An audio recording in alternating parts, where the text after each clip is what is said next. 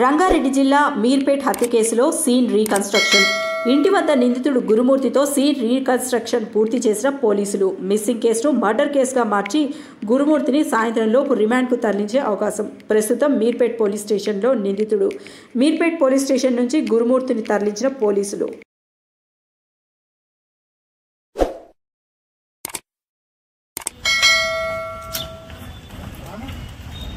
video बता दो